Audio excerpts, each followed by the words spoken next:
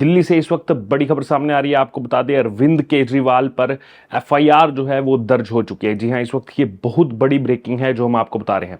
दरअसल दिल्ली के पूर्व मुख्यमंत्री और आम आदमी पार्टी के राष्ट्रीय संयोजक अरविंद केजरीवाल के खिलाफ दिल्ली पुलिस ने एफआईआर जो है वो दर्ज कर ली है। ये एफआईआर जो है वो सरकारी पैसे के दुरुपयोग मामले में सार्वजनिक संपत्ति अधिनियम के तहत जो है वो दर्ज की गई है। दरअसल अरविंद केजरीवाल पर यह आरोप है कि उन्होंने प्रचार के लिए बड़े होर्डिंग लगवाने में जनता के पैसे का, यानी कि टैक्स पेयर के पैसे का जो है गलत इस्तेमाल किया। वहीं कोर्ट ने मामले की अब अगली सुनवाई जो है उसके लिए 18 अप्रैल की जो तारीख है वो यहां पर निर्धारित कर दी है। दरअसल शुक्रवार को दिल्ली पुलिस ने राउज एवेन्यू कोर्ट में जो है अरविंद केजरीवाल और साथ ही साथ दो अन्य नेताओं, जिसमें एक गुलाब सिंह और साथ ही साथ नीतिका शर्मा पर एफआईआर की मांग वाली जो याचिका थी उस पर सुनवाई के दौरान जो है वो इसकी जानकारी दी कि अरविंद केजरीवाल पर एफआईआर दर्ज की गई है। इससे पहले 11 मार्च को राउज एवेन्यू कोर्ट ने अरविंद केजरीवाल पर सरकारी पैसों के दुरुपयोग का जो पूरा मामला था उस मामले में एफआईआर दर्ज करने के आदेश जो है वो दिए थे। दरअसल कोर्ट ने पुलिस से 18 मार्च तक मामले की स्टेटस रिपोर्ट जो है वो भी मांगी थी और 2019 में आपको बता दें कि दिल्ली की एक अदालत में याचिका जो है वो दायर की गई थी। इसमें आरोप ये लगाया गया था कि अरविंद केजरीवाल आम आदमी पार्टी और आम आदमी पार्टी के पूर्व विधायक गुलाब सिंह और साथ ही साथ द्वारका जो क्षेत्र है, द्वारका क्षेत्र से पार्षद नीतिका शर्मा ने पूरे इलाके में जो है बड़े बड़े होर्डिंग्स लगा करके जनता के पैसे का गलत जो है इस्तेमाल किया है, दुरुपयोग किया है। उस समय निचली अदालत ने याचिका जो है वो खारिज कर दी थी और साथ ही साथ एफआईआर की इजाज़त देने से भी सीधे रूप से इनकार कर दिया था। राउज एवेन्यू कोर्ट ने 11 मार्च 2025 को, कुछ दिन पहले ही, दिल्ली पुलिस को एफआईआर दर्ज करने और साथ ही साथ अनुपालन रिपोर्ट जो है उसको दाखिल करने का निर्देश जो है वो दिया था।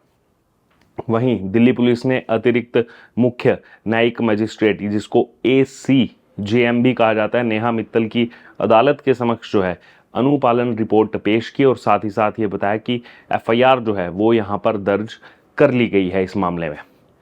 वहीं दिल्ली पुलिस की अगर बात की तो दिल्ली पुलिस ने ये भी कहा कि जांच जो है वो इस समय जारी है और चूंकि ये एक पुराना मामला है, कई सालों पुराना मामला है और उन्हें मामले की जांच के लिए कुछ समय जो है और लगेगा, उनको कुछ समय चाहिए। वहीं अभी इस मामले की अगली सुनवाई इसीलिए जो है वो आने वाली 18 अप्रैल 2025 को रखी गई है। जैसा हमने बताया, 11 मार्च को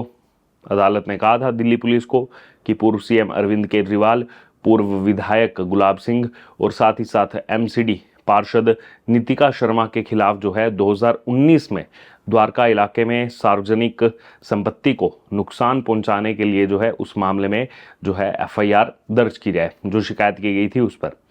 उसका निर्देश जो है वो यहाँ पर कोर्ट की तरफ से किया गया था, जिसका अनुपालन जो है वो यहाँ पर किया है। दरअसल ये निर्देश जो है वो शिव कुमार सक्सेना नामक व्यक्ति द्वारा दायर की गई एक शिकायत पर पारित किया गया था और इसी बीच न्यायालय ने यह भी कहा था कि न्यायालय का विचार है कि धारा 156(3) CRPC के तहत जो है आवेदन स्वीकार किए जाने योग्य हैं। ये उस समय कोर्ट की तरफ से बताया गया था।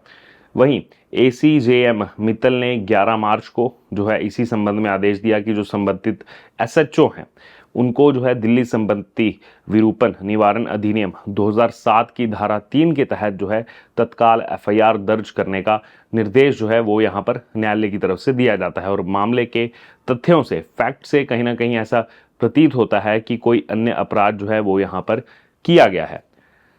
दरअसल शिकायतकर्ताओं ने कहा कि आरोपी व्यक्ति sector 11 DDA park Dwarka road, ये मैं द्वारका की बात कर रहा हूँ, द्वारका रोड और क्रॉसिंग सेक्टर 11 द्वारका में दिल्ली विकास प्राधिकरण MP ग्रीन एरिया, यानी कि DDA स्पोर्ट्स कॉम्प्लेक्स के पीछे का जो एरिया है, सेक्टर 10 मुख्य क्रॉसिंग और साथ ही साथ सेक्टर 10, 11, सेक्टर 6, 10, ये सब द्वारका के मैं आपको एरिया बता रहा हूँ। वहीं वहाँ पर क्रॉसिंग और सड़कों पर बिजली के खंभों, DDA और पार्क की चारदीवारी और साथ ही साथ अन्य सार्वजनिक स्थलों पर बड़े बड़े आकार के उस समय जो है होर्डिंग लगा करके जनता के पैसे का दुरुपयोग जो है वो किया जा रहा है। वहीं जनवरी 2024 की अगर बात की, जनवरी 2024 में directorate of information and publicity ने भी आम आदमी पार्टी से राजनीतिक विज्ञापनों के लिए जनता के पैसे का दुरुपयोग यानी कि गलत इस्तेमाल करने के लिए ब्याज सहित 163.62 करोड़ रुपए वापस करने को कहा था। वहीं इसी बीच भारतीय जनता पार्टी ने जनवरी 2025 में यह आरोप लगाया था कि आम आदमी पार्टी ने कुछ योजनाओं के बजट से ज़्यादा खर्चा जो है वो उसके प्रचार पर कर दिया। जी हाँ, जितना बजट नहीं था उससे ज़्यादा खर्चा प्रचार पर। भाजपा ने यह भी दावा किया कि बिजनेस ब्लास्टर्स योजना के लिए 54 करोड़ रुपए जो है वो जारी किए गए थे, जबकि इसके प्रचार में 80 करोड़ रुपए खर्च किए गए। 54 करोड़ रुपए योजना में लगे और 80 करोड़ रुपए एडवर्टीजमेंट में। वहीं मेंटोर योजना के लिए 1.9 करोड़ रुपया रखा गया था उसमें जो बजट था, जबकि योजना के प्रचार पर 27.9 करोड़ रुपए खर्च हुए। आप सोचिए, ये बीजेपी ने आरोप लगाए थे कि पराली प्रबंधन योजना के लिए 77 लाख रुपए का बजट था, 77 लाख, जबकि प्रचार पर 28 करोड़ रुपए जो है वो आम आदमी पार्टी की तरफ से खर्च किए गए थे। तो ये पहली बार नहीं है जब आम आदमी पार्टी पर इस तरीके के आरोप लगे हों। लगातार आम आदमी पार्टी के लिए भी कहा जाता है कि ये एडवर्टीजमेंट पार्टी है। अब तो खैर दिल्ली की सत्ता से आम आदमी पार्टी बेदखल हो गई है और कहीं ना कहीं उसमें एक बड़ी भूमिका या फिर कहा जाए एक बड़ा रोल ये जो एडवर्टीजमेंट थी, ये जो इतना पैसा खर्चा किया जा रहा था,